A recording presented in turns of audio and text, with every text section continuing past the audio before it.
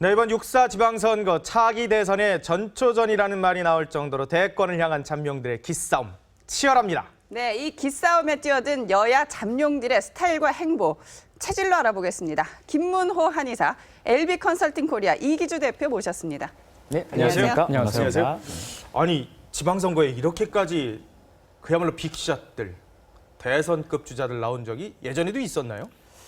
이 정도의 스펙타클한 건 없었던 것 같아요. 그러니까 예. 아까 정대철 고문께서도 야당은 교통정리하기가 어렵다고 그렇죠. 약간 호강병이라고 할까요? 요새 이런 말이 있죠. 호강이 겨웠다 이런 말도 있는데 그런 말씀하셨던 것 같은데 이무기가 용이 되려면 여의주가 필요하듯이 그렇죠. 대권 주자들이 대권 가도를 가기 위해서는 서울시장이라는 일종의 대선 티켓을 많이 노리죠. 네. 그런 측면에서 볼 수 있고 특히나 이번에는 이제 무게감 있는 후보들이 꽤 나오죠. 그래서 그런 것 때문에 더 관심이 증폭되고 있습니다.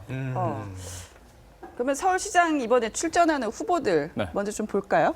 네. 그러죠. 화면 한번 보도록 할까요? 자, 박원순 시장, 정몽준 의원, 그리고 김황식 전 총리. 야, 근데 한 분은 또 빼서 섭섭해하실 텐데 이해훈 최고위원이 네. 빠졌네요. 네. 아, 한의사님 보시기에 네네. 셋 중에서 누가 제일 기가 셉니까? 이제 한의학적으로 말씀을 드린다면 예. 네. 오해하지 마시고요. 네. 일단 가장 기가 센 분은 김황식 전 총리시죠. 기가 제일 세시군요. 네, 이분 같은 경우에는 이제 태음인적인 아주 깊은 고뇌와 또 넓은 이해 능력, 또 타고난 그 판단력, 또 헤게머니 아이디가 뛰어난데 거기에 대한 구체적인 팩트들을 가지고 구체적인 일을 할 줄 아는 꼼꼼한 체질을 가지고 계시고요. 네. 실천력이 아주 뛰어나지만 소양인처럼 날뛰는 실천력이 아니라 예. 뒤에서 조종할 줄 알고 견제할 줄 아는 아주 치밀한 또 조절력이 있습니다. 그래서 기가 가장 세다고 볼 수가 있고요. 사실 박원순 현 시장께서도 기가 상당히 세신 분이긴 하지만 아마 김황식 전 총리에 비해서는 조금 약하다고 볼 수가 있고요. 기싸움으로만 본다면. 기싸움으로, 이게 한의학적인 기로 봤을 네. 때는 네. 정몽준 현 의원 같은 경우에는 상당히 기가 누적돼 있죠. 차곡차곡 켜켜이 누적돼 있는 칠선 의원이시고 신선의 할아버지라고 보셔야 됩니다. 오선이 신선이니까 칠선이니까 신선 할아버지죠. 이 정도 신선 할아버지급쯤 되면 일단은 기가 많이 내공이 쌓였다고 보시면 되는데 이분은 폭발력이 좀 약할 수가 있기 때문에 전체적인 기 입장에서는 김황식 전 총리가 더 크다고 볼 수가 있겠죠. 근데 지금 정몽준 의원하고 김황식 전 총리 캠프를 꾸리는 걸 보면 네. 완전히 그 사무실부터 다르고요. 그렇죠. 이 색깔이 완전 달라요, 보면은. 일단 김 전 총리 같은 경우 출마를 거의 굳힌 분위기고 세팅은 다 끝났다고 그러죠. 그렇죠. 뭐 캠프도 뭐 이제 꾸리는 한간에서는 뭐 뜸 황식이다 이런 얘기도 있었어요. 그러다가 뜸들이다고요? 뜸을 충분히 다 드리고 나오시는 것 같은데 이제 문제는 우리가 눈에서 안 보이면 마음에서 멀어진다고 네. 미국에 계시는 동안 정몽준 의원이 이 서울시장 선거전을 박원순 시장과 자신과의 싸움을 약간 프레임을 짜놨습니다. 벌써 각을 네. 세우면서 이미 그렇기 시작한 것 때문에 같아요. 이 프레임을 김 전 총리가 어떻게 뚫고 올라갈 것인가 이게 문제가 있고 이분이 이제 48년생이니까 만약에 이번에 입지를 쌓아서 다음 대선에 나온다면 70대 초반에 대권에 도전하는 셈이 되고 2012년에는 70대 중반이 되거든요.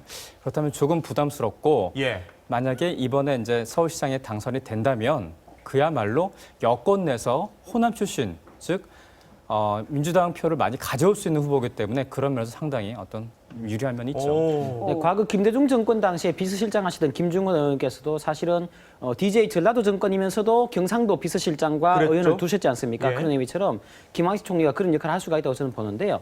사실 이제 뜸을 들이다고 말씀하시는데 정몽준 의원 보통 뜸이 아닙니다. 뜸을 엄청 들이시는데 문제가 시동을 껐다가 시동이 켜지고 바로 끕니다. 그럼 계속 반복하셨죠. 김황식 총리는 시동을 걸까 말까 계속 뜸을 들이다가 한꺼번에 팍 끄는 체질이죠. 그 차이점을 좀 염두에 두시고 좀 관찰하신다면 재미있는 앞으로 지방선거와 대선이 아닐까 생각이 되네요. 이렇게 출사표를 네. 던지신 분들이 있는 반면에 나올 듯 말 듯 숨어서 이 판을 대기하고 있는 분들이 있죠. 잔망경으로 이렇게 보고 계시는 차기 대선 주자들도 있어요. 은신형이죠 볼까요? 또. 네. 자, 대기형. 네. 아유, 세네요. 문재인 의원, 김문수 지사, 안철수 의원, 김무성 의원. 아유, 별들의 명면이고 전쟁이네요. 별들의 전쟁이에요. 네. 화면도 멋있어요. 새까만 바탕에 빨간 글씨로. 문재인 의원하고 안철수 네. 의원 궁합은 어때요? 일단 상극이라고 보시면 되고요. 아, 상극이에요? 네, 근데 이제 문재인 의원께서는 상당히 김한길 대표님처럼 큰형님의 기질도 가지고 계신 그런 체질을 가지고 계신데요. 사실상 사상적으로 안철수 의원님과 맞는 부분도 있지만 네. 상당히 다른 부분이 첨예하게 있습니다. 그래서 두 분께서는 융합하기보다는 서로가 이렇게 좀 결합을 해서 좋은 정책 방향이나 또 연대라든지 이런 걸로 가능한 부분이 있지만 사실상 물과 기름에 가깝다고 보시면 되고요. 한쪽에서 큰 양보를 한다라면 많은 어떤 결정 부분이 생기겠지만 이제 뭐 예. 양보의 길을 넘어간 강을 건너갔죠. 그렇죠. 그렇기 때문에 문재인 의원은 이제 체질적으로 태양인 쪽에 가깝긴 하지만 태음인 기질과 소양인 기질 같이 가지고 계시고요. 안철수 의원은 소양인기를 상당히 많이 가지고 있고 머리가 아주 좋은 태양인이기 때문에 막기가 상당히 힘들어요. 문재인 안철수 의원 같은 경우 지난 대선에서는 단일화 과정에서 아낌없이 준다고 했었죠. 하지만 그랬었죠. 사실상 아껴가며 줬고 그렇기 때문에 단일화 학교가 좀 많이 반감이 됐었고 현재로서는 양 인물이 야권의 맹주자를 놓고 서로의 영역을 잠식해 들어가야 됩니다. 이전 투구를 벌일 수밖에 없고 더 중요한 것은 안철수 의원이 이제 호랑이를 잡으러 들어간다고 했는데 예. 과연 호랑이를 잡는 프로가 될 것인가 아니면 포로가 될 것인가? 이 여부에 따라서 자리매김에 좀 따라서 분명히 달라질 거라고 착각을 봅니다. 좀 버려야 되지 않을까 생각을 하는 부분이 있습니다. 안철수 의원이 상당히 좋은 역할들을 최근에 몇 년간 했었습니다. 예. 아주 좋은 역할을 했죠. 하지만 안철수 의원이 절대적 대안이다. 라는 건 우리의 착각에서 좀 벗어날 필요가 있다고 생각이 되고요. 그때 가서 누가 될지 모릅니다. 근데 우리가 이제 요즘 세상에서 봤을 때는 많은 역할을 할 수 있는 그런 예. 입지전적인 인물이죠. 아마 영원히 남을 인물인데 체질 자체가 워낙에 이 네 분 중에서는 특이한 체질을 가지고 계시고요. 예. 머리가 보통 좋은 머리가 아닙니다. 그런 의미에서는 사실 김무성 의원이나 김문수 그 지사 같은 경우는 상당히 머리가 좋은 그 비슷한 체질을 가지고 계시거든요. 이분들 저는 무시를 못할 것 같고요. 특히나 김무성 의원님 같은 경우에는 우리가 이제 대선에 있어서 저는 예. 나중에 오히려 연세는 크지만 높으시지만 오히려 좀 복병이 아닌가 생각을 해요. 체질적으로 봤을 때 태음인 중에서도 아주 큰 태음인이 있습니다. 네. 몸만 큰 게 아니고요.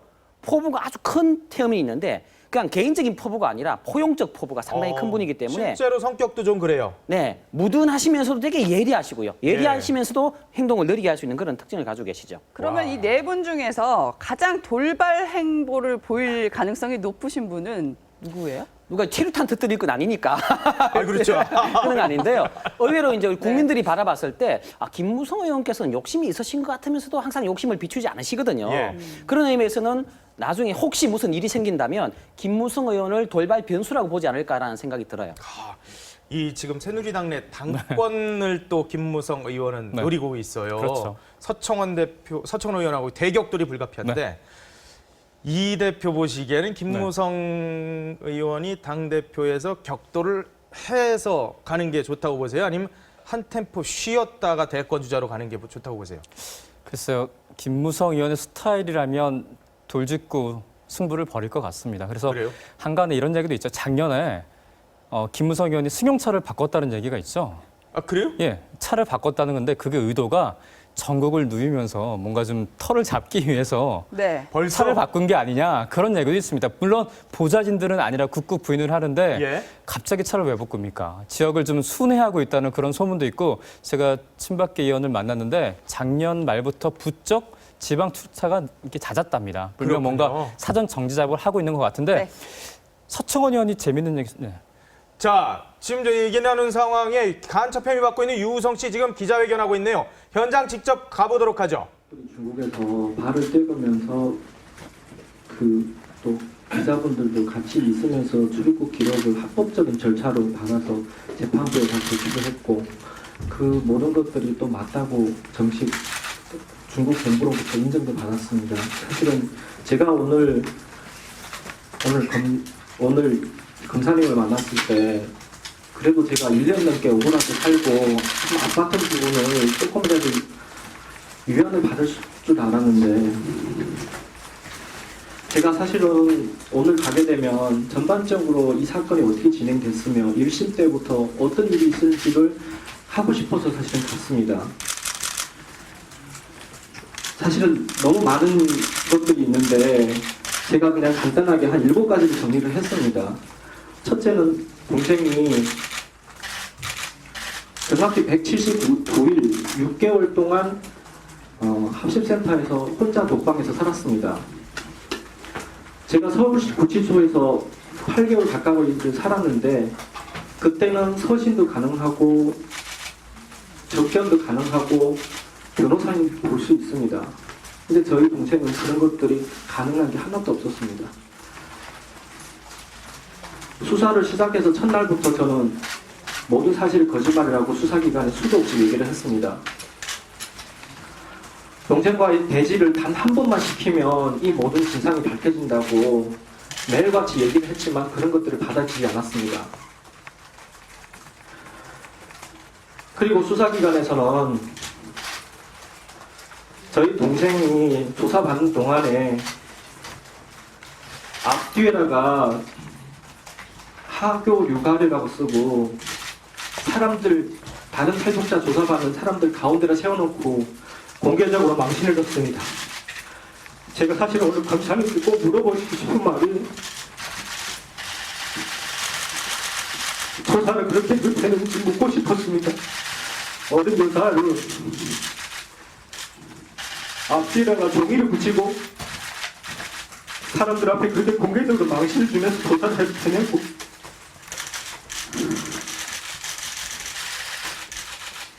제가 하고 싶은 말이 아니고 제가 어제 동생하고 전화통화를 했는데 동생이 그걸 꼭 물어내달라 하더라고요. 너무 힘들었다고.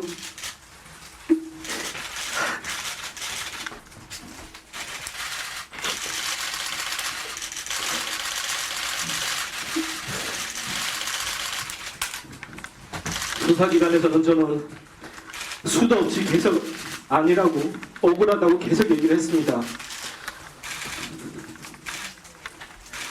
수사가 시작해서 얼마 안 돼서 수사기관에서는 네, 간첩 혐의 받고 있는 유성 씨 지금 기자회견을 전해드렸어요. 검찰에서 2시간 동안 참고인 조사 받고 나서 민변이 마련한 지금 기자회견을 하고 있습니다. 철저하게 언론사에 대한 여러 가지 기획을 한 뒤에 이루어지는 기자회견입니다. 울음을 터뜨리고 그리고 자신과 동생 유가려 씨가 검찰 조사 과정에서 상당한 창피를 당했다라고 하면서 억울함을 표현하고 당시에 억압적인 상황들을 지금 표현을 하고 있는 모습입니다. 재판이 아니라 기자회견에서 언론을 통해서 자신의 억울함을 지금 얘기를 하고 있는 상황. 과연 진실로 100% 봐야 될 것인지 아니면 뭔가 또 다른 것이 있는지 시청자 여러분께서 판단을 해 주셔야 될 것 같습니다. 유성 씨 검찰에 들어가면서 자신은 간첩이 아니다. 평범한 사람이다 라는 표현을 했습니다마는 평범한 사람은 저렇게 기자회견을 못합니다. 그리고 민변에서도 도와주지 않으시겠죠. 뭔가 이 여러 가지 상황들이 벌어지고 있는 것 같은데요. 아직은 무죄입니다. 무죄 추정의 원칙에 따라 지금 간첩 혐의는 무죄라는 점. 그리고 증거 조작에 대한 국정원의 개입 가능성이 여러 가지 나오고 있다는 점. 이건 역시 두 가지 사안이 다 철저하게 진상 규명이 돼야 할 것이고 죄가 있는 사람이라면 죄가 있는 집단이라면 철저하게 단죄를 국정원이든 어디든 성역 없이 받아야 되는 게 맞을 것 같습니다. 자, 본론으로 들어가죠. 이번 선거에서 또 재선의 도전 성패에 따라서 차기 대권 주자 여부가 가려질 그럴 그렇죠. 분들이 또 있는데 어떤 분들이 있는지 한번 볼까요? 기반 다지기 형. 아유, 이분들 세죠. 홍준표 경남지사, 안희정 충남지사. 홍 지사 사진을 눈썹 문신하기 전 사진인 것 같은데. 서운해하실 것 같은데. 그것까지 또. 이 두 분은 이번에 재선 성공하면 네.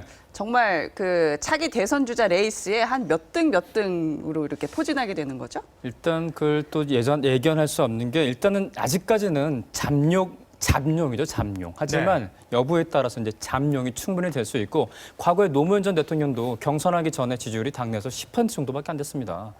어떤 당내 역학 구도에 따라 충분히 상승할 수 있고요. 특히나 이제 안희정 지사 같은 경우는 골수 친노와 상당히 거리를 두고 있고 박정희 전 대통령은 뭐 07과삼 이렇게 표현하면서 이념적 스펙트럼을 벌써부터 넓혀가고 있습니다. 반면 예. 홍준표 지사 같은 경우는 이제 일단 재선에 성공해야 다시 이제 입지를 다질 텐데 이분이 또 문신 얘기 잠깐 해드리면 2011년이었나요? 그때 스트레스를 받아서 눈썹이 빠져서 문신을 했다고 하는데 그때 당내에서 얘기가 참 많았어요. 이거 그 무허가 실수해서 받은 거 아니냐. 나경원 의원이 의총 현장에서 한참 둘러봐서 이제 홍준표 의원이 당시 그때 얼굴이 빨개졌던 그런 기억도 있고요. 여하튼 이번에 재선에 성공하면 충분히 입지를 다질 수도 본인이 있고요. 대선의 꿈을 그리고 국가 이게 숨기지 경영에 않아요. 대한 어떤 소신을 밝히고 있고 다만 이분의 본인 스스로 자신의 어떤 삶을 변방의 삶이라고 하죠. 비주류의 삶. 네. 늘 당내에서도 또 검찰 생활에서도 그랬지만 제2의 함근기가 분명히 올 수도 있는 뭐 그런 상황이라고 볼 수 있죠. 아, 홍준표 지사 같은 경우는 체질적으로 봤을 때 제가 보기에는 일단 대선을 표방을 하고는 있습니다만 예. 아마 제 대선까지는 가지 않고 중간에 빠지고 또 다른 행보를 취하지 않을까. 다른 행보를 위한 대선 스펙트럼이 아닌가 생각이 되고요. 워낙 깨가 많으시고 눈치가 빠르시고요. 판세를 예. 잘 읽습니다. 행동이 상당히 빠르신데 신중하면서 빨라요. 저런 체질. 그래서 제가 보기에는 멀리 내다보고 지금 큰 그림을 그리지만 그 큰 그림 안에 숨어있는 뜻이 있지 않은가 생각이 되고요. 저는 제일 지금 그 돌발 변수라고 생각하는 것이 여야를 막론하고 안희정 지사입니다. 아, 그래요? 그런가요? 예. 지금 야당에서는 꽃놀이패죠. 뭘 골라 아유, 뭘 진짜요? 골라서 맞아요. 낼까 이런 꽃놀이패인데요.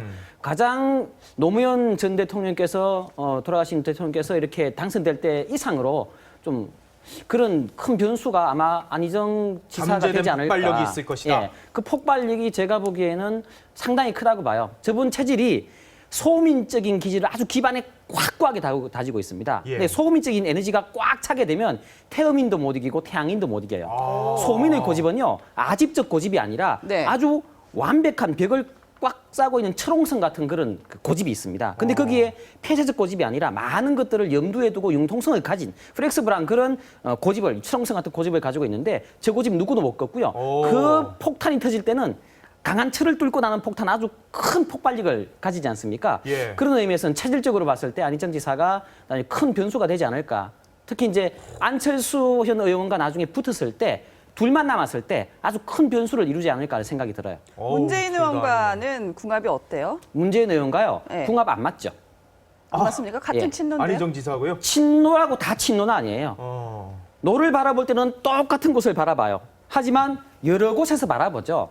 여기 서로가 바라볼 때는 대척점이 생기기도 하고 공통점이 있는데 공통점이랑 또 하나 사상적 교주인 노무현 돌아가신 고 대통령을 바라본 그런 하나의 그 공통점이지 다른 부분이 상당히 많아요. 특히나 이제 연대할 수 있는 부분도 많지만 그 연대라는 것은 민주화라는 범주에서의 연대지 이제 민주화 시대는 지났고 경제 민주화 또는 이 개발화 우리가 이제 오픈된 그런 사회가 돼야 되지 않습니까? 네. 그런 의미에서는 두 분이 공통점이 좀 사라지지 않았나 생각이 되고요. 안희정 지사가 가지고 있는 사고 구조가 안철수 현 의원을 버금갑니다. 제가 보기에. 제가 알기로는. 그렇기 때문에 좀 많은 변수가 되지 않을까. 아직 보이지 않는 그런 부분이 많다고 봅니다. 좀 이르긴 하지만 네. 여권에서는 저 반기문 총장 영입 얘기 나와요. 대선 주자로서 반 총장 영입해서 내세우자. 본인은 우회적으로 뭐 정치에 관심이 없다는 예. 입장을 표명했다곤 하는데 누누이 얘기하듯이 정치는 입을 보지 말고 발을 봐야죠. 나중에 그렇죠. 됐을 때 새누리당 여권 관계자들이 어떻게 설득하고 어떤 명분을 대느냐에 따라서 반기문 총장도 유력한 여권의 잠재적 후보 중에 한 명이죠. 야, 근데 이번 지방선거는 보니까 엄청나네요, 진짜. 그렇죠. 반기문 총장께서 말이죠. 유엔 사무총장 출신이 사실 한국과의 원수보다 더 높을 수도 있는 그런 자리거든요. 그런 분이 한국과의 원수가 될까요? 물론 과거에 그런 세계적인 유래들은 제가 있는 걸로 알고 있습니다만 제가 보기엔 오히려 야권과도 맞지 않을까 생각을 해요. 그분의 사고 구조가 보통 개혁적 사고 구조가 아니고요. 행동은 되게 젠틀하게 느리게 여권적으로 하지만 사고는 상당히 중도 또는 중도 좌파, 중도에서 왔다 갔다 한 중용적인 그런 개념을 가지고 계신 분이기 때문에 체질적으로는 야권에서도 충분한 명분을 준다면 갈 수 있는 그런 체질이라고 볼 수가 야권 있습니다. 지금도 많은데요, 뭐. 예, 꽃놀이패죠. LB 컨설팅 코리아 이기주 대표, 김문호 한의사와 말씀 나눠봤습니다. 감사합니다. 맞습니다.